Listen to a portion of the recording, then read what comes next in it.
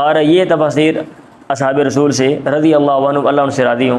قد اختلافت تحقیق یہ مختلف ہیں، کما ترا جیسا کہ تو دیکھ رہا ہے، وکذالک اختلافت تفاسیر تابعین بعدہم، اور ایسے ہی تابعین کی جو تفسیر ہیں وہ بھی مختلف ہیں بعدہم ان کے بعد، واستدل من استدل منہم، اور دلیل پکڑی جنہوں نے دلیل پکڑی ان میں سے بھی آیات، ایسی آیات کے ساتھ ذکر اللہ فیہا جن میں اللہ تعالیٰ نے ذکر کیا کہ ان ذالک الشیء، کہ وہ جو فلاں چیز ہے وہ شاہد و مشہود، وہ شاہد ہے یا کہ مشہود ہے، فجعلہ دلیلا، تو اس نے اس کو دلیل بنا لیا، علی انہ المراد، کہ دلیل بنا لیا